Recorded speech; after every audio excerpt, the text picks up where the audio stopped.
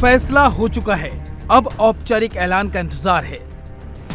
ये तस्वीरें दिल्ली में 2 घंटे तक चली मैराथन बैठक की हैं। अमित शाह के घर पर हुई इस बैठक में महाराष्ट्र के तीनों दिग्गज मौजूद थे। बीजेपी के अध्यक्ष जेपी नड्डा भी मीटिंग में शामिल थे।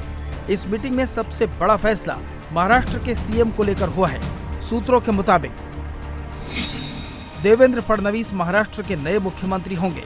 एकनाथ शिंदे और अजित पवार ने फडणवीस के नाम पर सहमति और समर्थन दे दिया है।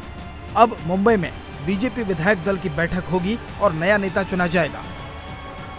जो हमें सूत्रों से जो जानकारी मिल रही है कि इस बात पर दोनों ने, एकनाथ शिंदे और अजित पवार ने सहमति और समर्थन जता दिया है कि बीजेपी जो भी उम्मीदवार होगा, यानी कि उनको उम्मीदवार देवेंद्र फडणवीस जो है, हालांकि उसका 2 दिन के बाद बीजेपी 2 दिन के भीतर जो है बीजेपी की विधायक दल की मुंबई में बैठक होगी। दिल्ली से केंद्रीय पर्यवेक्षक आएंगे और उसके बाद उनको नेता चुनने की चर्चा पूरी होगी। लेकिन उनके नाम को दोनों ने हामी भर दी है, ये बड़ी खबर है। यानी कि देवेंद्र फडणवीस का सीएम बनना लगभग तय माना जा रहा है और ये तय हो गया है कि देवेंद्र फडणवीस के नाम पर जो है अजित पवार और एकनाथ शिंदे तैयार हो गए हैं। ये भी जानकारी मिल रही है कि एकनाथ शिंदे ने वहां पर कहा है कि मैंने आपको पहले ही कह दिया है कि आपने मुझे 2.5 साल का मुख्यमंत्री पद दिया था, जिसके लिए मैं बहुत शुक्रिया हूं।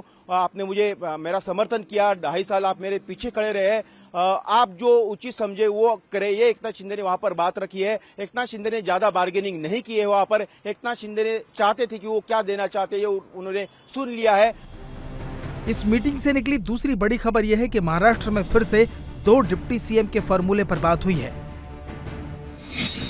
अजित पवार को डिप्टी सीएम के साथ वित्त विभाग दिया जा सकता है। एकनाथ शिंदे को भी डिप्टी सीएम पद का ऑफर दिया गया है। शिंदे को अर्बन डेवलपमेंट के बदले रेवेन्यू और पीडब्ल्यूडी विभाग देने पर चर्चा हुई है। बीजेपी अर्बन डेवलपमेंट अपने पास रखना चाहती है, उसके बदले राजस्व देने को तैयार है। मराठा के साथ साथ ओबीसी को भी सरकार में उचित प्रतिनिधित्व दिया जाएगा। अमित शाह के साथ बैठक के बाद एकनाथ शिंदे ने शिवसेना के सांसदों के साथ बैठक की और अब वो अपनी पार्टी के वरिष्ठ नेताओं के साथ बैठक करके फैसला करेंगे। बैठक के बाद कार्यवाहक सीएम और शिवसेना के नेता एकनाथ शिंदे ने साफ कर दिया है कि बैठक में सरकार के मुखिया और मंत्रिमंडल का फैसला लिया जा चुका है। महायुतीची महाबैठक झाली, अतिशय सकारात्मक झाली आणि आता पहिली बैठक झाली। आता पुन्हा उद्या बैठक होईल आणि त्यातून निर्णय होईल महायुतीचा मुख्यमंत्री आणि महायुतीची मंत्रिमंडळ गटित होईल। सकारात्मक झाली आणि काल तर मी माझी भूमिका स्पष्ट केली। आदरणीय प्रधानमंत्री मोदीजी आणि अमित शाह साहेबांशी देखील माझी चर्चा झाली। आज अमित भाई आणि जेपी नड्डा साहेबांच्या बरोबर चर्चा झाली आणि आम्ही तिघही होतो। मी होतो, देवेंद्रजी होते, अजितदादा होते। बैठक अतिशय सकारात्मक झालेली आहे आणि पुन्हा उद्याही बैठक। अरे आमची भूमिका काल मी जाहीर केली की महायुतीच्या मुख्यमंत्री पदाच्या उमेदवाराला शिवसेनेचा पाठिंबा कालच मी दिलेला आहे। त्यामुळे तो डेडलॉक संपलेला आहे। आज निर्णय झाला नाही, आता ते त्यांचं विधानमंडळाचं नेता निवडीची बैठक होईल ना, त्यानंतर पुढची सरकार स्थापनेवरच चर्चा झालेली आहे।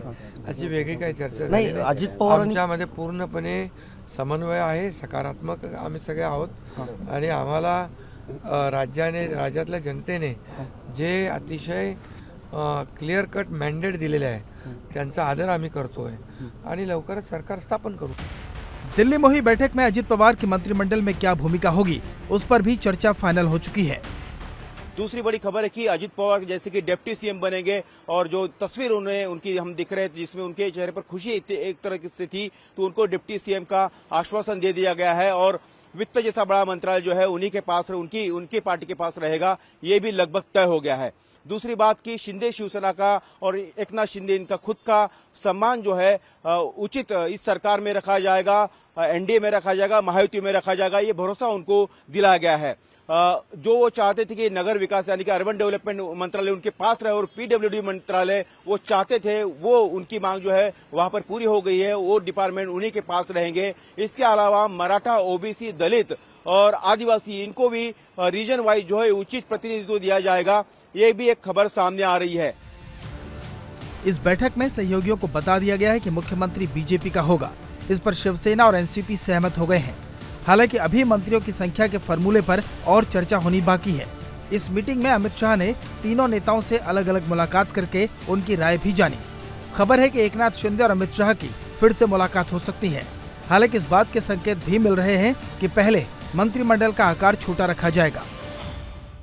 6 विधायकों के पीछे एक मंत्री पद हो, इस कारण मंत्री पदों की संख्या जो है वो करीबन 9 से 10 अजित पवार के पास रह सकती है और 10 से 12 जो है शिंदे के पास रह सकती है और बीजेपी के 22 से 23 मुख्यमंत्री मिलाकर जो है वो मंत्री पद की संख्या रह सकती है। हालांकि ये तय हुआ है कि शुरू में जो है पूरे मंत्रिमंडल का जो सीटों की संख्या है वो पूरी नहीं भरी जाएगी। शुरू में हो सकता है कि बीजेपी के 10 जो है मंत्री की संख्या है वो पूरी की जाए। 10 जो नवनिर्वाचित विधायक है वो 10 विधायक मंत्री पद की शपथ ले और शिंदे और अजित पवार की पार्टी से 5-5 जो विधायकों को है मंत्री पद की शपथ दिलाई जा सके। तो कुल मिलाकर 20 तक मंत्री परिषद की संख्या शुरू में पहले चरण में रह सकती है और बाद में जब नागपुर का विंटर सेशन खत्म हो जाएगा उसके बाद जो है वो एक विस्तार किया जा सकता है। इस पर भी एक चर्चा हुई है। आज मुंबई में महायुति के सीनियर लीडर्स की बैठक हो सकती है। इस बैठक में उन नामों पर चर्चा होगी जो पहले चरण में शपथ लेंगे। इसके साथ ही बीजेपी अपने पर्यवेक्षक मुंबई भेजेगी। कल किसी भी वक्त बीजेपी विधायक दल की बैठक होगी और नेता चुन लिया जाएगा।